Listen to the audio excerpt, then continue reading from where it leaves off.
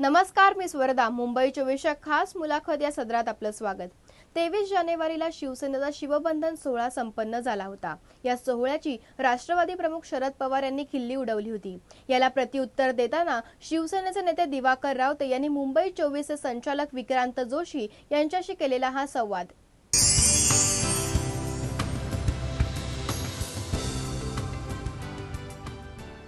नमस्कार. मुंबई 24च्या विशेष सत्रात आपले स्वागत आहे. आपल्याबरोबर आहेत शिवसेने नेते, ज्येष्ठ नेते दिवाकर रावते. रावते साहेब, परवा शिवसैनिक बंधनात अडकले. काल राष्ट्रवादी काँग्रेस पक्षाचे अध्यक्ष शरद पवारांनी जादू टोना कायदा जो आहे त्याच्या विरोधात हे बंधन आहे असं म्हटलं आहे. तर हे खरंच जे शिवसैनिक या बंधनात अडकले ते बेकायदेशीर आहे का, यावर आम्हाला स्पष्टीकरण द्या.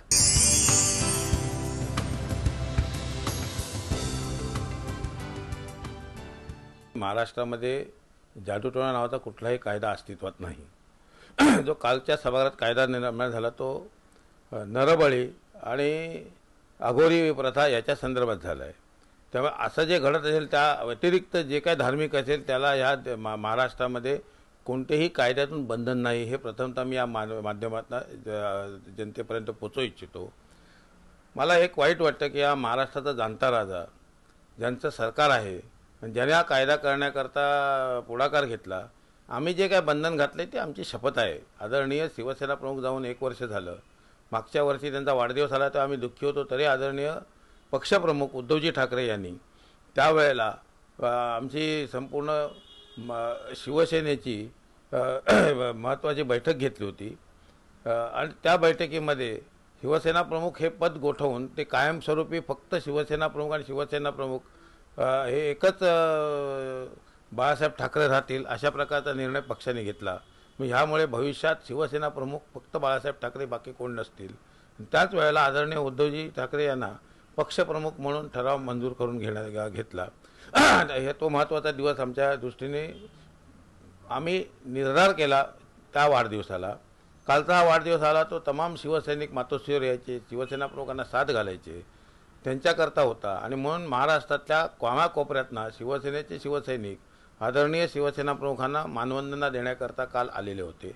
त्यांची संख्या ही लोकांना अपेक्षित नव्हती, एवढी ती 4 लाखाच्या वर झाली.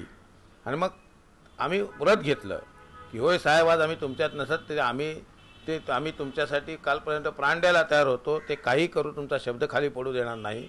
आणि म्हणून ही आम्ही शपथ घेऊन हे बंधन आम्हाला घातोय, ते शिवबंधन होतं. त्यामुळे हा काय गंडा दोरा धागा धर्म अमुक तमुक काय विषय नव्हता. तरी शरद पवार साहेबांना असं का वाटावं?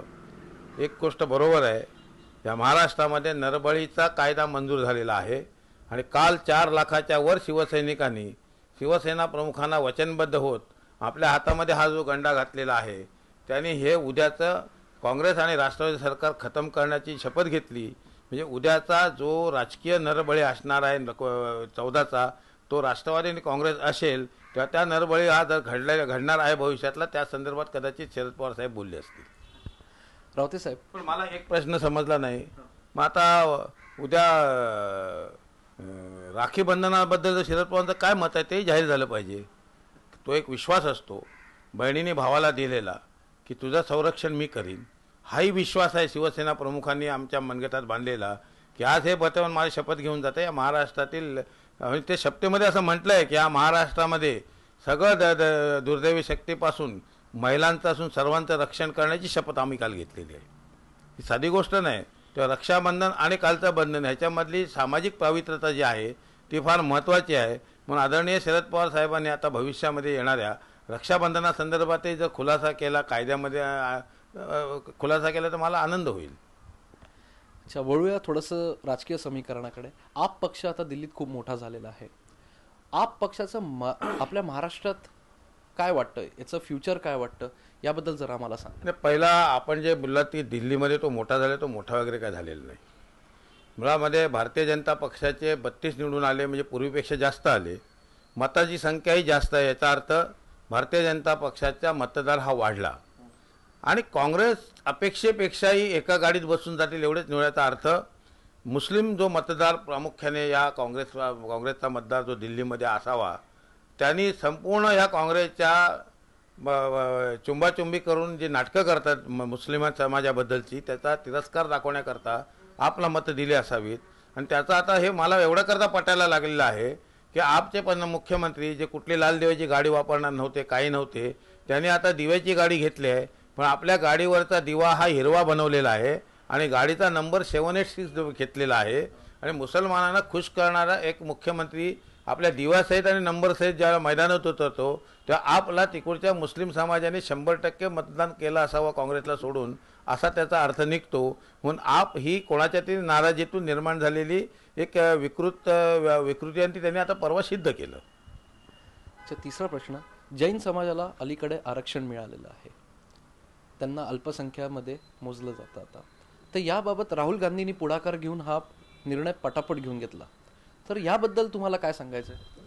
काय आता या देशामधली पार्लमेंटरी सिस्टीम म्हणजे पद्धत आहे ती धोक्यात आली आहे का असं मला वाटायला लागलं. पूर्वीचं एखादं आरक्षण असायचं की एखादा प्रश्न असायचा तो त्या लोकसभेमध्ये चर्चेला जायचा. देशाच्या विविध भागातून आलेल्या प्रतिनिधींच्या माध्यमातून त्या भागातल्या संदर्भातली परिस्थिती मांडली जायची, त्यांचं मत मांडलं जायचं, त्यावरचे आधार मांडले जायचे, कायदेशीर आधार मांडले जायचे, एखाद्या समाजाचं विश्लेषण मांडलं जायचं आणि मग ते एक चांगली समर्पक चर्चा होऊन जर काही त्रुटी असतील तर त्या भरल्या जात असत, अशी परिस्थिती होती. पण इथे तर काय राहुल बोले आणि सरकार डोले असा एक नवीनच अजब कारभार या देशाने पाहतोय. आणि म्हणून जी घटनेने दिलेल्या पद्धतीतून विधिमंडळाच्या माध्यमातून म्हणजे लोकसभेच्या माध्यमातून या देशाचं प्रतिनिधित्व ज्या चर्चेमधनं निर्माण होते ते होताना दिसत नाही. आणि मग जैन समाजाला आरक्षण दिलं, आनंद आहे ना, पण ते 60 वर्षे का लागलं ह्याचं उत्तर त्यांनी दिलं पाहिजे, हा एक भाग.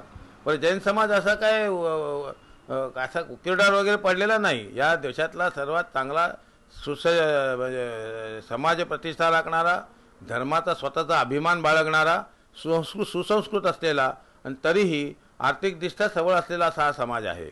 आज मुंबईमध्ये गेलात तर आपल्याला अनेक मोठ्या मोठ्या ज्या शाळा आणि कॉलेजेस निर्माण झालेल्या शिक्षण संस्था ह्या जैन समाजाने आपल्याकडे असलेल्या निधीतून निर्माण केलेल्या आहेत. म्हणजे एकीकडे अवाढव्य पैसा कमवत असताना समाजाची जाण ठेवणारा हा समाज आहे. तेव्हा त्यांना आरक्षण त्यांनी कोणी मागितलं आहे मला माहीत नाही, आजपर्यंत असे ऐकिवात नाही. पण राजीव गांधींना वाटलं की राहुल गांधींना वाटलं की आता आपण त्यांना देऊन टाकू, त्यांनी नुसती घोषणा केली. मला कळत नाही, ते खासदार आहेत, ते कधी असे लोकसभेत बोलल्याचं आम्हाला ऐकिवत पण नाही. पण ते तिथे पक्षाच्या ह्याच्यात अभि 9 का नाही 12 सिलेंडर देंगे, कमाल आहे. म्हणजे मला काही कळत नाही की काय चाललेलं आहे. राहुल बोले आणि सरकार डोले अशी जर परिस्थिती असेल तर ती गंभीर आहे. आणि तरीही राहुल गांधी पंतप्रधानपद घ्यायला नाकारत आहेत, हे आणखीन त्याचे दुर्दैवी प्रकार आहे.